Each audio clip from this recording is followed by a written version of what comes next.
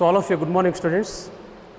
Previous క్లాసెస్లో మనం భారతదేశంలో వ్యవసాయ రంగము అనే చాప్టర్కు సంబంధించి ఇంట్రడక్షన్ తెలుసుకున్నాం. సో ఈరోజు కూడా వ్యవసాయ రంగంలో ప్రధానంగా ఈ భూ సంస్కరణలకు సంబంధించి అంశాలను తెలుసుకుంటున్నాం. భారతదేశంలో భూ సంస్కరణలు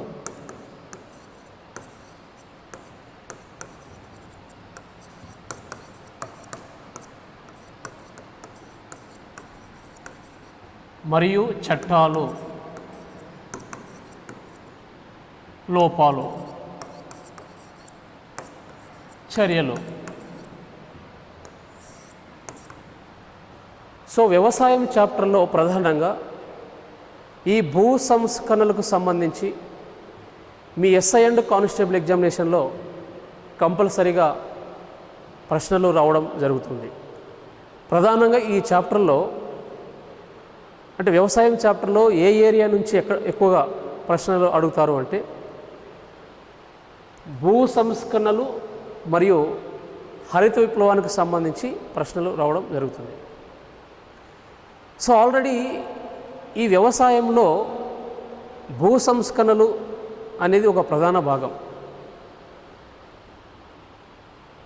సో ఈ భూ సంస్కరణలకు సంబంధించి అంశాలను తెలుసుకునే ముందు ఈరోజు ప్రధానంగా కరెంట్ ఎకానమీ గురించి తెలుసుకుంటాం.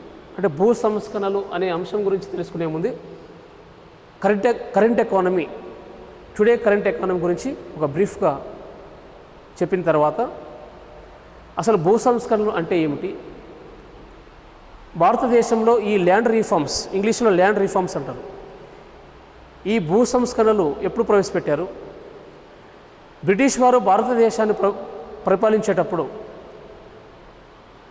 భూస్వామ్య పద్ధతులు ఏమిటి, అదేవిధంగా ఆ భూస్వామ్య పద్ధతుల వల్ల వ్యవసాయ రంగం పైన ఎలాంటి ప్రభావం చూపింది అనే అంశాలను ఈరోజు క్లాస్లో డిస్కషన్ చేయడం జరుగుతుంది. ఫస్ట్ ఆఫ్ ఆల్ ఈ ల్యాండ్ రిఫార్మ్స్ గురించి తెలుసుకునే ముందు ఈరోజుటి కరెంట్ ఎకానమీ గురించి బ్రీఫ్గా తెలుసుకుందాం. Current economy.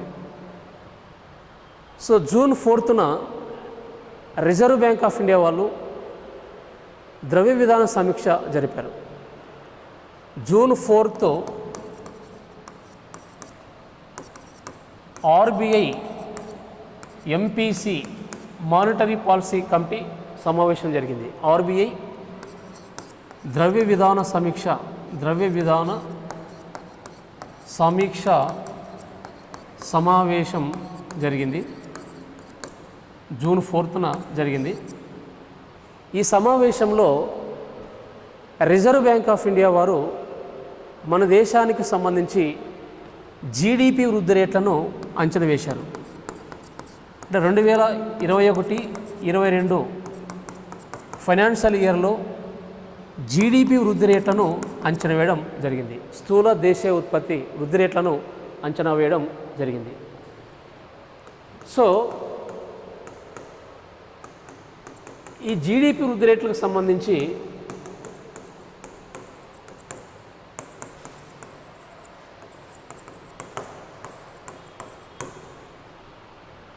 ఆర్బీఐ వాళ్ళు 2021-22 ఆర్థిక సంవత్సరానికి సంబంధించి జీడిపి వృద్ధి రేట్లను ఆర్బీఐ ఎంపీసీ సమావేశం జూన్ 4, 2021న జీడిపి వృద్ధి రేట్లను ప్రకటించారు. ఎందుకంటే ఈ జీడిపి వృద్ధి రేట్లకు సంబంధించి ప్రశ్నలు రావడం జరుగుతూ ఉంటుంది. రిజర్వ్ బ్యాంక్ ఆఫ్ ఇండియా వాళ్ళు ఈ జీడిపి దేశ ఆర్థిక వ్యవస్థకు సంబంధించి మానిటరీ పాలసీ కమిటీ ఆర్బీఐ ద్రవ్య విధాన సమీక్ష సమావేశంలో వడ్డీ రేట్లకు సంబంధించి, దేశ జీడిపి వృద్ధి రేటుకు సంబంధించి సో నిర్ణయాలు చేస్తూ ఉంటారు. సో జూన్ 4న ఆర్బీఐ సమావేశం జరిగింది. ఈ సమావేశంలో మన దేశ జీడిపి వృద్ధి రేట్లకు సంబంధించి డేటాను ప్రకటించడం జరిగింది.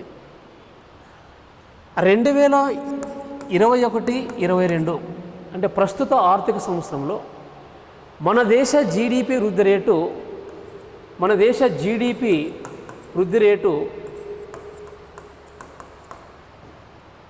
9.5% ఉండవచ్చు అనేసి అంచనా వేసింది. అంటే ప్రస్తుత ఆర్థిక సంవత్సరం అంటే ఏమిటి? 2021-22 ఆర్థిక సంవత్సరంలో మన దేశ జీడిపి వృద్ధి రేటు 9.5% ఉండవచ్చు అనేసి అంచనా వేసింది.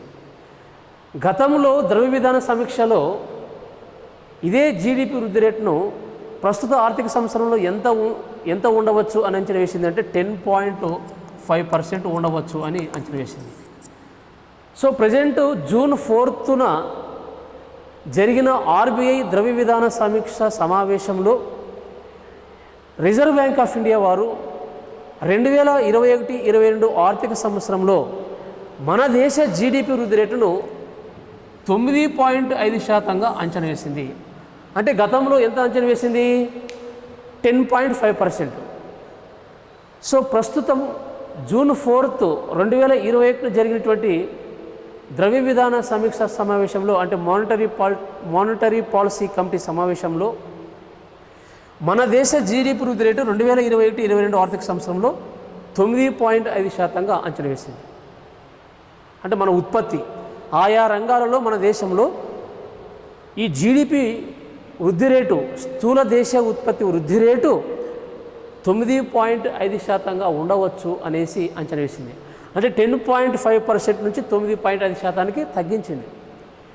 ఎందుకు తగ్గించింది అంటే దేశంలో ఆయా రాష్ట్రాలు లాక్డౌన్ విధించుకున్నాయి. ఈ లాక్డౌన్ విధించడం వల్ల అనేక మంది ప్రజలు పని కోల్పోయారు, ఉపాధిని కోల్పోయారు. ఈ పని కోల్పోవడం వల్ల, ఉపాధిని కోల్పోవడం వల్ల వాళ్ళ ఆదాయం అనేది తగ్గిపోయింది. ప్రజల యొక్క ఆదాయం అనేది తగ్గిపోయింది ఇక్కడ. ఎప్పుడైతే ఇక్కడ ప్రజల యొక్క ఆదాయం అనేది తగ్గిపోయిందో వస్తువు యొక్క కొనుగోలు శక్తి అనేది తగ్గిపోయింది, అంటే వినియోగం అనేది తగ్గిపోయింది. ఎప్పుడైతే ఇక్కడ వినియోగం అనేది తగ్గిపోతుందో వస్తువుకు డిమాండ్ తగ్గి, ఉత్పత్తి తగ్గి దేశ ఆర్థిక వ్యవస్థ అనేది పతనం కావడానికి అవకాశం అనేది ఉంటుంది. తద్వారా ప్రస్తుత ఆర్థిక సంవత్సరంలో మన దేశ జీడిపి వృద్ధి రేటును 9.5%గా అంచనా వేసింది. కోవిడ్-19 నేపథ్యంలో ఆయా రాష్ట్రాలు దేశవ్యాప్తంగా లాక్డౌన్ విధించడం వల్ల వినియోగం అనేది తగ్గింది. తద్వారా ప్రస్తుత ఆర్థిక సంవత్సరంలో మన దేశ జీడిపి వృద్ధి రేటు 9.5%గా ఉండవచ్చు అనేసి ప్రకటించింది. అది పెరగవచ్చు లేదా తగ్గవచ్చు. ఇప్పుడు ఇదే కరోనా ఇలాగే కంటిన్యూ అయ్యి సెకండ్ వేవ్ నుంచి థర్డ్ వేవ్కు కంటిన్యూ అయింది అనుకోండి, జీడిపి వృద్ధి రేటు ఇంకా తగ్గవచ్చు. 9.5% ఉంటుంది అని అంచనా వేశారు. 9.5% కంటే తక్కువగా కూడా ఉండవచ్చు. బట్ మీకు ఎగ్జామినేషన్లో అడుగుతారు, ఏమని అడుగుతాడు ప్రశ్న? జూన్ 4, 2021 ఆర్బీఐ ద్రవ్య విధాన సమీక్షా సమావేశంలో 2021-22 ఆర్థిక సంవత్సరంలో మన దేశ జీడిపి వృద్ధి రేటును ఎంత శాతంగా ఉంటుందనేసి ఆర్బీఐ అంచనా వేసింది అనేసి ప్రశ్న అడిగినప్పుడు 9.5%గా ఉండవచ్చు అనేసి అంచనా వేసింది. అదేవిధంగా త్రైమాసికాల వారీగా తీసుకుంటే ప్రతి 3 నెలలకు ఒకసారి జీడిపి వృద్ధి రేట్లను మరి అంచనా వేస్తారు.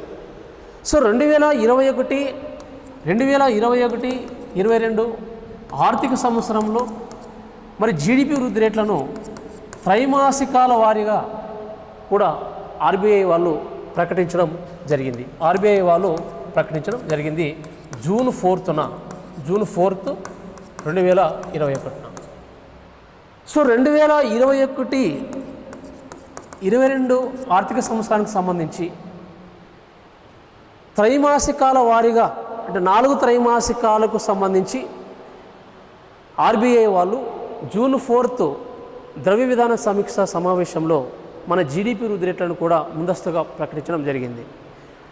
సో ఇక్కడ మొదటి త్రైమాసికం క్యూ అంటే క్వార్టర్, తెలుగులో త్రైమాసికం అంటే ప్రతి 3 నెలలకు ఒకసారి జీడిపి వృద్ధి రేట్లను మన దేశంలో ప్రకటించడం జరుగుతుంది. సో మొదటి త్రైమాసికంలో అంటే ఏప్రిల్ టు జూన్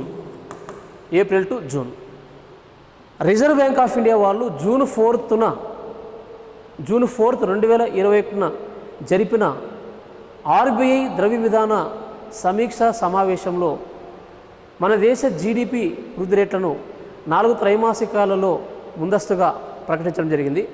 సో మొదటి త్రైమాసికంలో అంటే ఏప్రిల్ టు జూన్ మధ్య మన దేశ జీడిపి వృద్ధి రేటు 18.5% ఉండవచ్చు అనేసి అంచనా వేసింది. 18.5% ఉండవచ్చు అనేసి అంచనా వేసింది.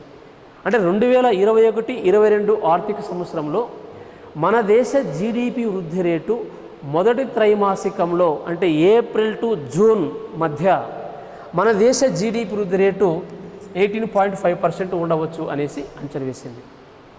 నెక్స్ట్ రెండవ త్రైమాసికం క్వార్టర్ 2. సో రెండవ త్రైమాసికం జూలై టు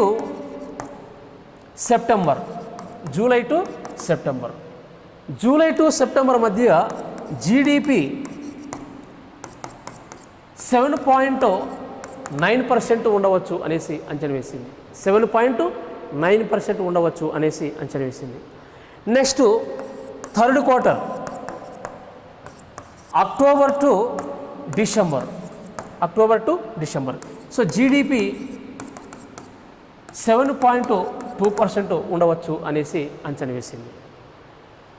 నెక్స్ట్ క్వార్టర్ 4 అంటే నాలుగో త్రైమాసికం అన్నప్పుడు జనవరి టు మార్చ్. సో జీడిపి 6.6% ఉండవచ్చు అనేసి అంచనా వేసింది. సో ఇక్కడ ఈ 4 త్రైమాసికాలలో మన దేశ జీడిపి వృద్ధి రేటును జూన్ 4, 2021 జరిపినటువంటి ఆర్బీఐ ద్రవ్య విధాన సమీక్షలో కేంద్ర బ్యాంకు నిర్ణయాలు చేసింది. మన దేశ జీడిపికి సంబంధించి ముందస్తుగా అంచనాలను వేసింది వృద్ధి రేట్లకు సంబంధించి. సో ఈ 4 త్రైమాసికాలకు సంబంధించి మీకు ప్రశ్న అడగవచ్చు. లేదంటే ఓవరాల్గా 2021-22 ఆర్థిక సంవత్సరంలో జూన్ 4, 2021 జరిపినటువంటి ఆర్బీఐ ద్రవ్య విధాన సమీక్ష సమావేశంలో మన దేశ జీడిపి వృద్ధి రేటును ఆర్బీఐ వాళ్ళు ఎంత శాతంగా అంచనా వేశారు అనేసి ప్రశ్న అడిగినప్పుడు 9.5%. త్రైమాసికాల వారీగా అడిగినప్పుడు జూన్ 4, 2021 జరిపినటువంటి ఆర్బీఐ ద్రవ్య విధాన సమీక్ష సమావేశంలో 4 త్రైమాసికాలలో మన దేశ జీడిపి వృద్ధి రేట్లను ఎంత శాతంగా అంచనా వేసింది ఆర్బీఐ అన్నప్పుడు మొదటి త్రైమాసికం ఏప్రిల్ టు జూన్ 18.5%, మరియు రెండవ త్రైమాసికం జూలై టు సెప్టెంబర్ సో 7.9%, మూడవ త్రైమాసికం October to December so GDP వృద్ధి రేటు వచ్చేసి 7.2%, నాలుగో త్రైమాసికం జనవరి టు మార్చ్ వృద్ధి రేటు వచ్చేసి 6.6%గా అంచనా వేసింది. సో ఇది మనకు ఆర్బీఐ వాళ్ళు తీసుకున్నటువంటి నిర్ణయాలు జూన్ 4 ఆర్బీఐ ద్రవ్య విధాన సమీక్ష సమావేశంలో. ఇంకా నెక్స్ట్ కేంద్ర ప్రభుత్వం నిన్న అంటే జూన్ 5న మన దేశంలో జిఎస్టీ ద్వారా వచ్చేటువంటి ఆదాయాన్ని ప్రకటించింది. సో మే 2021 నాటికి మన దేశంలో ఈ జిఎస్టీ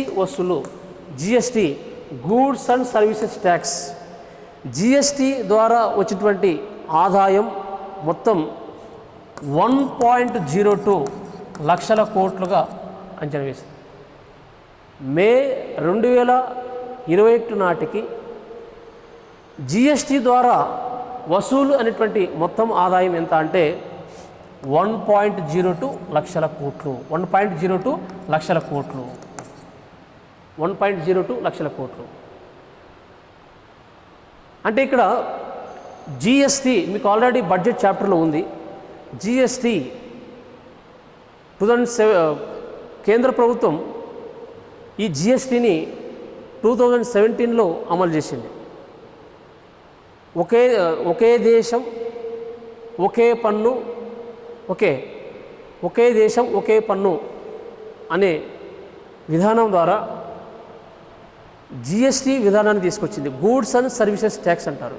మీకు బడ్జెట్ చాప్టర్లో ట్యాక్సెస్ ఉంటుంది. ఆ ట్యాక్సెస్లో ఈ జిఎస్టీకి సంబంధించి క్లియర్గా చెప్తాను. So goods and services tax,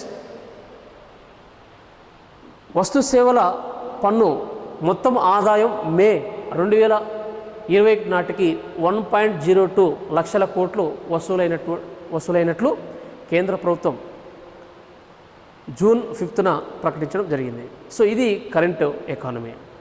ఇంకా నెక్స్ట్ వ్యవసాయం చాప్టర్లో భూ సంస్కరణలకు సంబంధించి మనం అంశాలను తెలుసుకున్నట్లయితే, భూ సంస్కరణలు ఇంగ్లీష్లో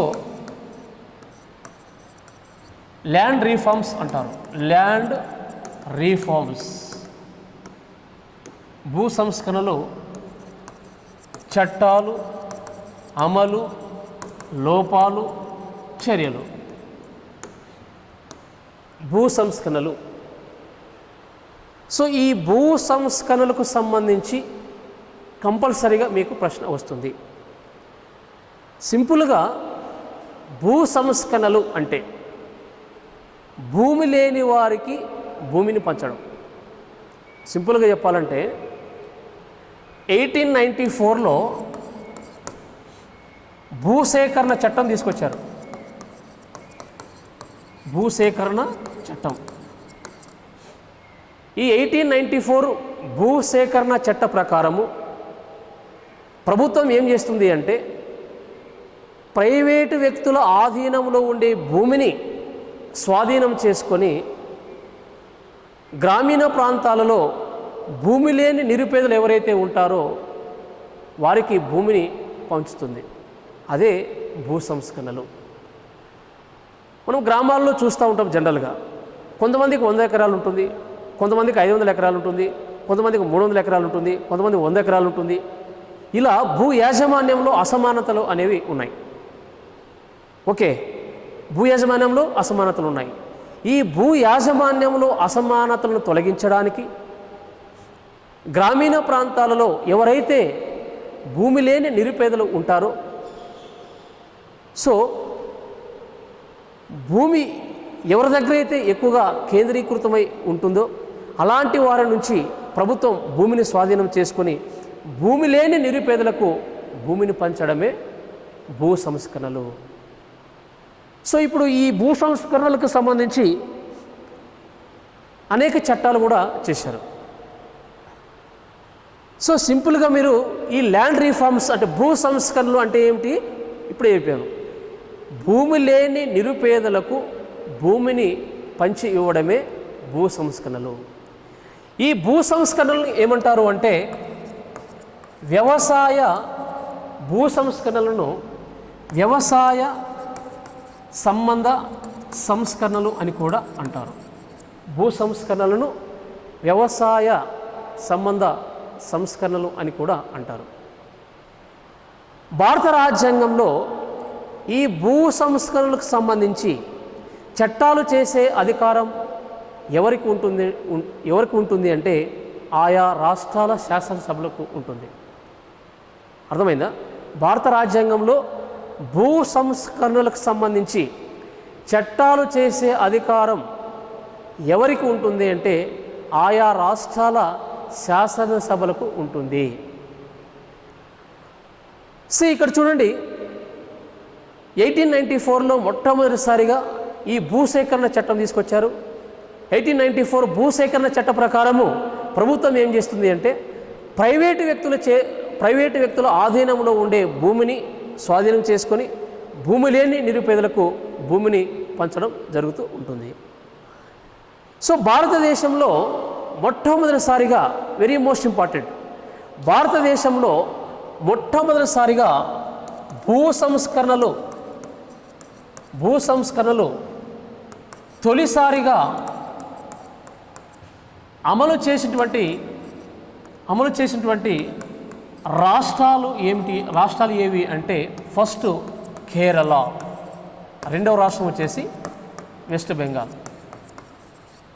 భారతదేశంలో భూ సంస్కరణలు తొలిసారిగా అమలు చేసిన రాష్ట్రం ఏది అంటే కేరళ మరియు West Bengal. Very most important me SI and constable ఎగ్జామినేషన్లో ఈ ప్రశ్న అడగడం జరుగుతుంది. భారతదేశంలో మొట్టమొదటిసారిగా భూ సంస్కరణలు అమలు చేసినటువంటి రాష్ట్రాలు ఫస్ట్ వన్ కేరళ, రెండవ రాష్ట్రం వచ్చేసి West Bengal. So these are both states communist రాష్ట్రాలు అనమాట. సో మొట్టమొదటిసారిగా మన భారతదేశంలో భూ సంస్కరణలు అమలు చేసినటువంటి రాష్ట్రాలు ఫస్ట్ కేరళ మరియు West Bengal. So these are both states first implemented by land reforms in India. So అయితే ఇక్కడ భారతదేశంలో ప్రధానంగా బ్రిటిష్ వారు భారతదేశాన్ని పరిపాలించేటప్పుడు 3 రకాలైనటువంటి భూస్వామ్య పద్ధతులు ఉండేవి. ఈ భూస్వామ్య పద్ధతులకు సంబంధించి ఖచ్చితంగా ప్రశ్న రావడం జరుగుతూ ఉంటుంది. సో ఈ భూ సంస్కరణల యొక్క చాప్టర్లో ప్రధానంగా మీ ఎస్ఐ అండ్ కానిస్టేబుల్ ఎగ్జామినేషన్లో అడిగే ప్రశ్నలు ఏమిటి అంటే బ్రిటిష్ వారు భారతదేశాన్ని పరిపాలించేటప్పుడు 3 రకాలు అయినటువంటి భూస్వామ్య పద్ధతులు ఉన్నాయి.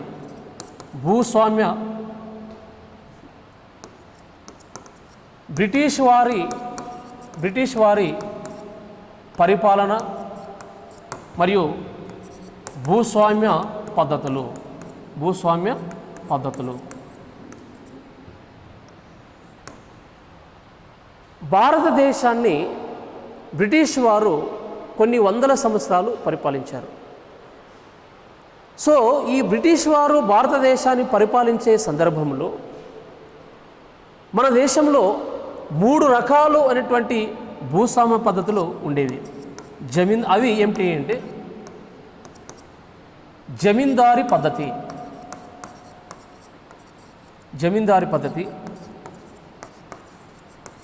రైతువారీ పద్ధతి మరియు మహల్వారీ పద్ధతి. ఈ 3 రకాలు పద్ధతులు ఉండేవి. ఈ 3 రకాలకు సంబంధించి మీకు కంపల్సరీగా ప్రశ్నలు అడుగుతారు. ఎస్ఐ అండ్ కానిస్టేబుల్ ఎగ్జామినేషన్లోనే కాకుండా గ్రూప్ 1, గ్రూప్ 2 ఇతరత్ర పోటీ పరీక్షల్లో కంపల్సరీగా ఈ 3 పద్ధతులకు సంబంధించి ప్రశ్నలు ఉంటాయి. మీరు ప్రీవియస్ క్వశ్చన్ పేపర్ అబ్జర్వ్ చేస్తే సో దీస్ ఆర్ 3 సిస్టమ్స్. ఈ 3 పద్ధతులు చాలా మోస్ట్ ఇంపార్టెంట్. సో ఏ విధంగా అడుగుతారు అంటే జమీందారీ పద్ధతిని ఎవరు ప్రవేశపెట్టారు, ఎక్కడ ప్రవేశపెట్టారు? రైతువారీ పద్ధతిని ఎవరు ప్రవేశపెట్టారు, ఎక్కడ ప్రవేశపెట్టారు? మహల్వారీ పద్ధతిని ఎవరు ప్రవేశపెట్టారు, ఎక్కడ ప్రవేశపెట్టారు? ఇలా ప్రశ్నలు అడుగుతూ ఉంటారు. మీరు కావాలంటే ప్రీవియస్ క్వశ్చన్ పేపర్లు చూడండి. సో కంపల్సరీగా ఈ 3 పద్ధతులకు సంబంధించి ప్రశ్నలు రావడం జరుగుతూ ఉంటుంది. సో ఇక్కడ చూడండి, ఫస్ట్ ఆఫ్ ఆల్ బ్రిటిష్ వారు భారతదేశాన్ని పరిపాలించేటప్పుడు సో ఈ 3 రకాల భూస్వామ్య పద్ధతులు ఉండేవి. సో వీరిని ఏమంటారంటే మధ్యవర్తులు అనేవారు. ఈ 3 రకాల పద్ధతుల వల్ల భారతదేశంలో వ్యవసాయం పైన ప్రతికూల ప్రభావం అనేది ఉండేది. సో వ్యవసాయ రంగంలో ఉత్పాదక సామర్థ్యము అనేది తగ్గిపోయింది. సో ఈ 3 రకాల పద్ధతులు రైతులను దోపిడీకి గురిచేశాయి. ఫస్ట్ ఆఫ్ ఆల్ ఏంటంటే ఇక్కడ బ్రిటిష్ వారు భారతదేశాన్ని పరిపాలించేటప్పుడు 3 రకాల భూస్వామ్య పద్ధతులు ఉన్నాయని చెప్పాను. అందులో ఫస్ట్ వన్ జమీందారీ పద్ధతి. జమీందారీ పద్ధతిని శాశ్వత శిస్తు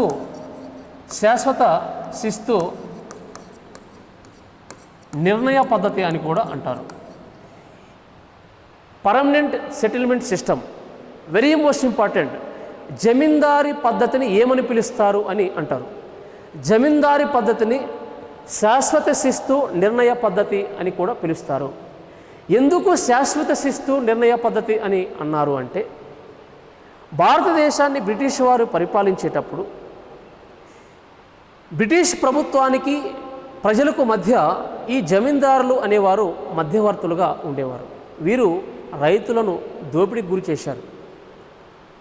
బ్రిటిష్ ప్రభుత్వం నిర్ణయించిన శిస్తు కంటే బ్రిటిష్ ప్రభుత్వం నిర్ణయించిన శిస్తు కంటే ఈ జమీందారులు రైతుల నుంచి అధికంగా శిస్తు వసూలు చేసి రైతులను దోపిడీకి గురి చేసేవారు అన్నమాట.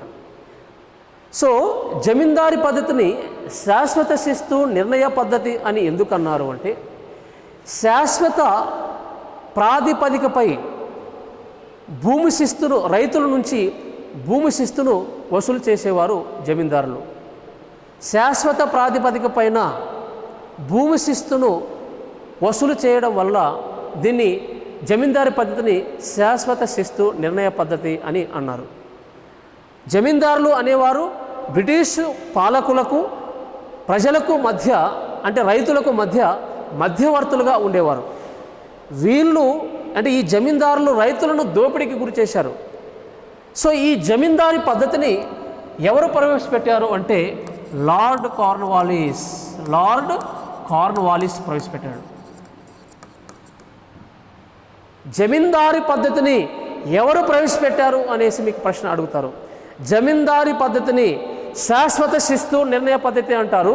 ఈ జమీందారీ పద్ధతిని లార్డ్ కార్న్వాలిస్ ప్రవేశపెట్టాడు.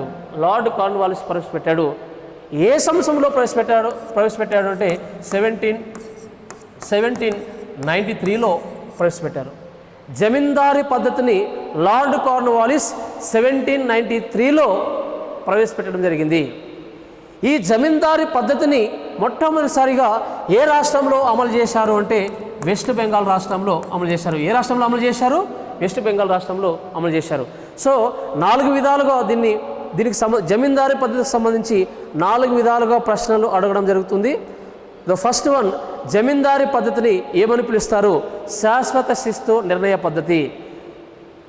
ఫస్ట్ క్వశ్చన్ మీ ఎగ్జామినేషన్లో, మీ ఎస్ఐ అండ్ కానిస్టేబుల్ ఎగ్జామినేషన్లో 4 విధాలుగా జమీందారీ పద్ధతికి సంబంధించిన ప్రశ్నలు అడుగుతారు. ఫస్ట్ వన్, జమీందారీ పద్ధతిని ఏమని పిలుస్తారు? శాశ్వత శిస్తు నిర్ణయ పద్ధతి. రెండవది, జమీందారీ పద్ధతిని ఎవరు ప్రవేశపెట్టారు? Lord Cornwallis. మూడవది, జమీందారీ పద్ధతిని ఏ సంవత్సరంలో ప్రవేశపెట్టారు? 1793. సో జమీందారీ పద్ధతిని మొట్టమొదటిసారిగా ఏ రాష్ట్రంలో ప్రవేశపెట్టారు? వెస్ట్ బెంగాల్ రాష్ట్రంలో ప్రవేశపెట్టారు. సో ఈ 4 విధాలుగా జమీందారీ పద్ధతికి సంబంధించి ప్రశ్నలు అడగడం జరుగుతుంది. నెక్స్ట్ రెండవది రైతువారీ పద్ధతి. ఇక్కడ రైతు అంటే భూమిని సాగు చేసేవాడు. రైతు అని ఎవరిని అంటారు అంటే భూమిని సాగు చేసేవాడు. రైతు అంటే ఏమిటి? ఇక్కడ భూమిని సాగు చేసేవాడు. రైతువారీ అంటే భూమి పైన రైతుకు సాగు చేసే హక్కుని ఇవ్వడం. సో రైతువారీ పద్ధతిని 1792లో రైతువారీ పద్ధతిని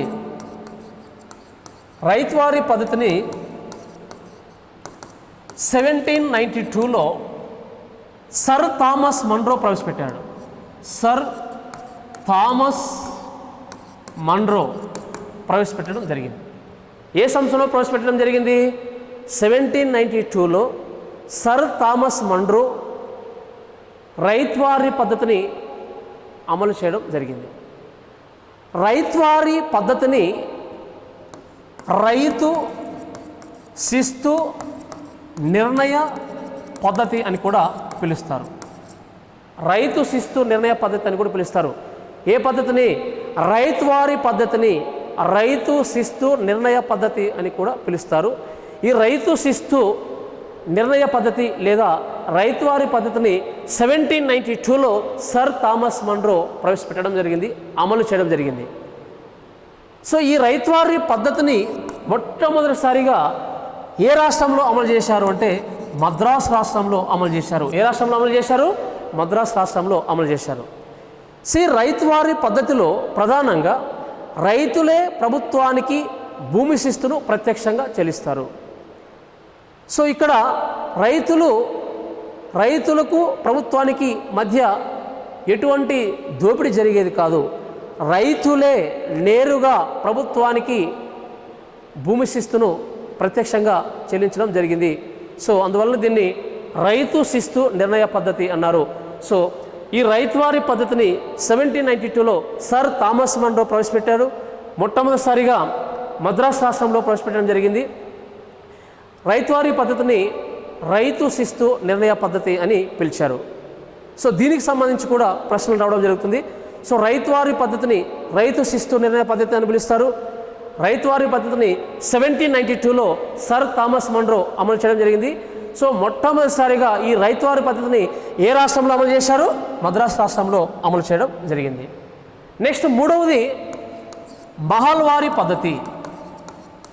మహల్వారీ పద్ధతి. సో ఈ మహల్వారీ పద్ధతిని 1833లో విలియం బెంటింగ్ అమలు చేశాడు. విలియం బెంటింగ్ అమలు చేశాడు. మహల్వారీ పద్ధతిని 1833లో విలియం బెంటింగ్ అమలు చేయడం జరిగింది. ఈ మహల్వారీ పద్ధతిని తొలిసారిగా ఆగ్రా, అవధ్ అనే ప్రాంతాల్లో అమలు చేశారు. తొలిసారిగా మహల్వారీ పద్ధతిని 1833లో విలియం బెంటింగ్ ఎక్కడ అమలు చేశాడు అంటే ఆగ్రా, అవధ్ అనే ప్రాంతాల్లో అమలు చేయడం జరిగింది. అసలు మహల్వారీ పద్ధతి అంటే ఏమిటి అంటే, మహల్వారీ పద్ధతిలో భూమి శిస్తును ఏ విధంగా వసూలు చేస్తారు అంటే, ఒక గ్రామంలోని భూమి వ్యవసాయానికి ఉపయోగపడే భూమి ఏదైతే ఉంటుందో, ఒక గ్రామంలో వ్యవసాయానికి ఉపయోగపడే భూమి ఏదైతే ఉంటుందో ఆ భూమి అంతటిని ఒక సమిష్టి ఆస్తిగా భావించి, ఆ గ్రామ సమిష్టి ఆస్తిగా భావించి ఆ భూమి అంతటిపైన శిస్తు వసూలు చేయడం జరుగుతూ ఉంటుంది. సో ఈ మహల్వారీ పద్ధతిలో భూమి శిస్తును వసూలు చేయడానికి ఆ గ్రామంలో ఎవరైతే గ్రామ పెద్దగా ఉంటారో ఆయనకు అప్పచెప్పడం జరుగుతుంది.